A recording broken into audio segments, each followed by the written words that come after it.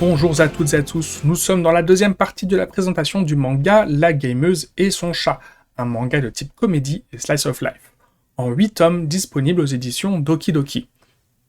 Dans la première partie, on a vu que la partie slice of life et sa comédie étaient mal gérées, et cela n'est pas rattrapé par les clichés et la comédie qui sont associés aux personnages en tant que fans de jeux vidéo. Allons-y pour quelques exemples. Elle parle aux gens en utilisant des synonymes issus du vocabulaire spécifique aux jeux vidéo. C'est supposé être une touche de comédie, mais c'est assez peu crédible, parce que, dépendamment des lieux, cette caractéristique n'est pas respectée. Sur son lieu de travail, même si elle est pas très sociable, elle ne s'exprime pas comme ça. Les gamers ne sont pas débiles et savent faire la différence avec qui utiliser et ne pas utiliser ce vocabulaire. Donc c'est-à-dire qu'en fait on parle comme ça entre nous, mais on parle pas comme ça avec les autres. Aucun gamer ou adulte ne va appeler un ou une vendeuse en magasin Madame la PNJ. Tout gamer est conscient que c'est extrêmement irrespectueux. Seul un adolescent qui s'en fout des autres et qui se croit drôle parlerait à un vendeur en l'appelant PNJ. Alors, il est vrai qu'au Japon, manquer de respect aux conseillers et aux vendeurs est assez fréquent. Je ne sais pas s'ils ont été influencés par les commerçants américains avec leur concept du client est roi. Mais oui, ne pas saluer, parler sèchement, à peine regarder un vendeur ou un caissier dans un magasin, ce sont des attitudes normales au Japon. Avec l'excuse de dire « Oui, mais le vendeur, quand il quitte son travail, il peut se comporter comme ça dans les magasins des autres. » Vous savez, c'est la chaîne du patron qui parle mal à son employé, qui va mal parler à sa ou son conjoint, qui va mal parler aux gosses, qui va aller donner des coups de pied aux gamins. Aux chiens, pardon. Mais il s'agit aussi de mœurs générationnelles. N'allez pas croire que tous les Japonais se comportent comme ça. Mais ils se comportent suffisamment comme ça pour que ce soit un sujet. Et habituellement, les auteurs de manga font attention à ça, notamment à ne pas donner une mauvaise image de leur personnage principal en se montrant ouvertement irrespectueux. Donc il s'agit ici juste de faire une blague. Elle appelle la vendeuse Madame la PNJ. Alors oui, l'auteur dit être un gros joueur. Mais un gros joueur de quoi ? Parce que pour moi, l'évidence même de ces scènes, c'est l'interprétation cliché de l'image que se fait un joueur très occasionnel des gens qui sont accros aux jeux vidéo. Si vous étiez un gros joueur, je ne pense pas que vous sacrifieriez l'image de votre communauté pour faire une blague que seul un ado qui comprend la référence trouvera drôle. La gameuse, ce n'est pas Kit Paddle, c'est une adulte de 29 ans. Parce que cela n'arrive pas qu'une seule fois. Genre, l'expression lui a échappé parce qu'elle était dans la lune. Non, elle va systématiquement appeler la vendeuse Madame la PNJ. Et l'auteur, Nadatani Wataru, est a priori conscient que cette expression est irrespectueuse, parce que la vendeuse finit par répondre d'arrêter de l'appeler comme ça. Sauf que la gameuse continue. C'est donc, pour moi, que cette blague a été conçue par quelqu'un qui n'est pas un joueur acharné, et qui a une image et des idées pleines de clichés à propos des gamers. Bon, petit bon point, la gameuse est très superstitieuse, notamment sur ses tirages de gacha et les tirages au sort de récompenses et trésors de ses jeux mobiles sur téléphone. Mais le fait que les joueurs soient superstitieux, on le sait depuis avant l'Antiquité. L'addiction au jeu et la superstition des joueurs, c'est quelque chose qu'on a retrouvé dans des écrits et même dans des hiéroglyphes il y a 3000 ans. Et le Japon est un pays qui a tout un gros marché économique alimenté par les superstitions. Donc je n'ai même pas envie de mettre ça au crédit de l'auteur en disant que c'est une subtilité bien trouvée. Non seulement c'est quelque chose qui est mondialement et historiquement connu que les joueurs sont superstitieux, et en plus, au Japon, c'est un trait culturel très marqué. Au début du tome 4, la gameuse adopte un deuxième chat. On lui dit qu'il est en partie de race Munchkin, et elle répond qu'elle ne sait pas ce que cela veut dire. Je comprends le choix de cette race de chat puisqu'elle donne des chats courts sur pattes, donc particulièrement mignons. Mais du coup, le hasard fait bien les choses, parce que Munchkin, c'est aussi un terme qui a un sens spécifique dans les RPG. Et comme par hasard, c'est le type de jeu auquel la gameuse est accro. Dans les jeux de rôle, que ce soit sur table, mais aussi en jeu vidéo, un Munchkin définit à la fois le joueur et son comportement et son personnage. Le Munchkin, c'est le joueur qui cherche à optimiser la puissance de son personnage le plus possible, et même si pour cela, il faut tricher un peu, voire carrément, sans prendre en compte le fait que son attitude porte préjudice au fonctionnement du jeu, ainsi qu'à l'expérience de jeu des autres joueurs qui jouent avec lui.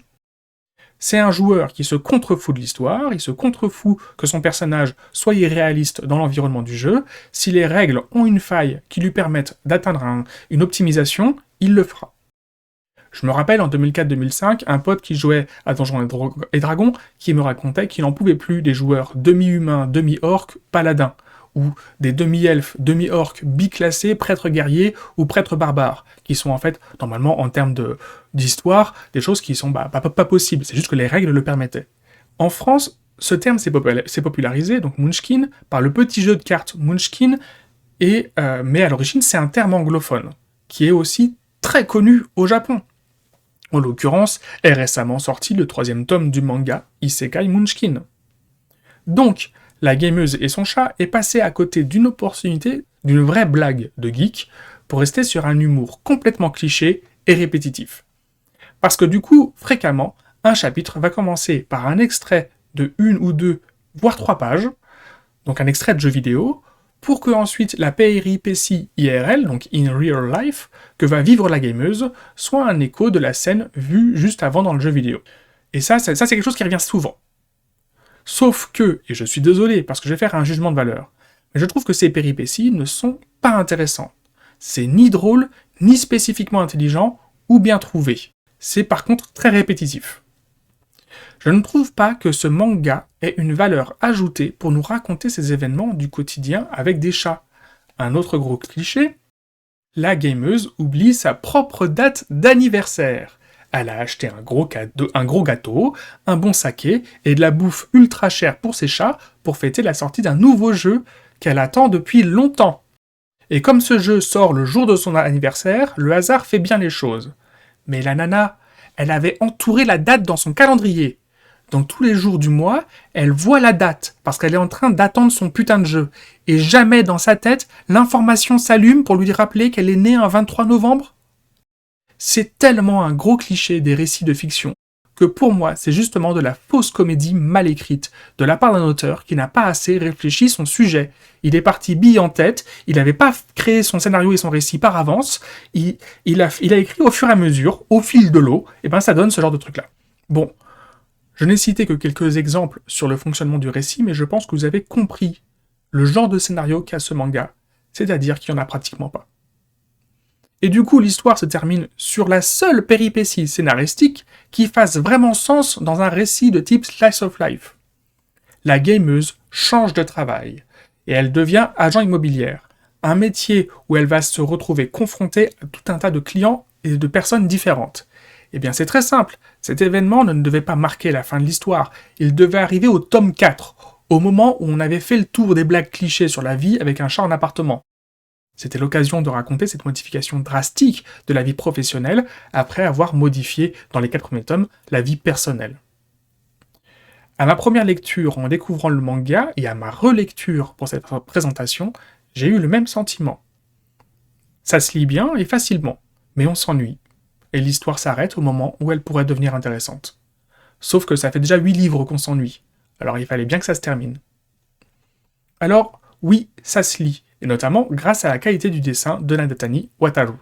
Il dessine très bien. Alors, c'est pas incroyable, mais les proportions sont nickel, les chats sont parfaitement représentés, quel que soit l'angle, et même dans l'usage de l'outil numérique, où je peux assez facilement m'agacer sur des mauvais usages de trame ou des tentatives de supercherie, dans l'ensemble c'est bon, voire très bon.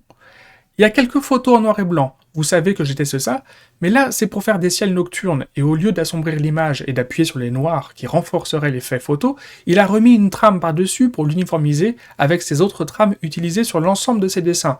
Du coup c'est assez bien camouflé, et ça passe. Franchement c'est dommage. Oui, les dessins ne sont pas des chefs-d'œuvre, mais il est très bon. Le dessin dans l'ensemble est très bon, et sans énormes défauts apparents. C'est trop dommage que cela ait été mis au service d'un scénario aussi peu intéressant. Avec la gameuse et son chat, on est sur une œuvre qui ne raconte rien ou presque rien, mais qui se vend parce qu'elle exploite des concepts à la mode, les chats et les jeux vidéo. Cela nous renvoie, nous lecteurs, à notre statut de consommateur. On n'est plus un lecteur passionné par le fait de découvrir une nouvelle histoire, ou de redécouvrir une histoire bien connue, mais dans une nouvelle mise en scène, un nouveau point de vue, spécifique à un auteur qui veut nous proposer une nouvelle interprétation. D'où mon questionnement initial dans la première vidéo.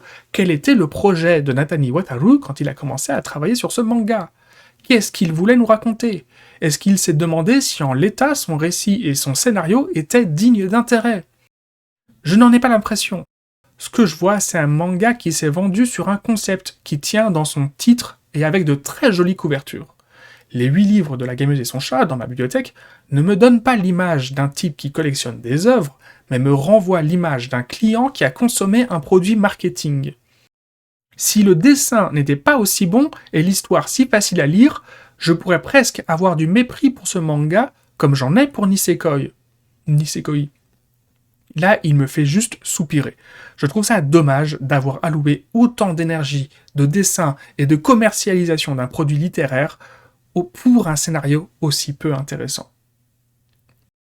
Donc, en conclusion, La Gameuse et son chat est résumé ainsi dans ma bibliothèque. 35% comédie, 60% slice of life, 5% work life, histoire et personnages clichés et sans intérêt, lecture sauvée par la qualité du dessin. 6 sur 20. Donc, comme pour Hana l'inaccessible, à qui j'avais aussi mis 6 sur 20, c'est pas que c'est fondamentalement mauvais, c'est juste que pour moi, je ne peux pas honnêtement vous en recommander la lecture. J'aurais l'impression de vous inviter à perdre votre temps. Il y a tout un tas d'autres mangas qui méritent votre attention, et même si vous voulez une mise en scène avec des joueurs et des joueuses de jeux vidéo, ou qui mettent les chats au centre du récit, il y a tout un tas d'autres mangas qui sont disponibles sur le sujet. Je ne sais pas ce qu'il y en est de l'œuvre précédente de Nathani Wataru, parce que même si j'adore les chats, ce n'est pas un argument marketing qui fonctionne sur moi pour acheter du manga. Et du coup, j'ai pas lu l'un pour l'autre. Je n'ai rien de plus à ajouter dans cette présentation du manga La Gameuse et son chat. Les 8 tomes sont disponibles aux éditions Doki Doki. La prochaine vidéo, on verra le manga Mushoku Tensei. Et vous verrez, c'est un gros morceau. Je vous remercie pour votre attention. Au revoir.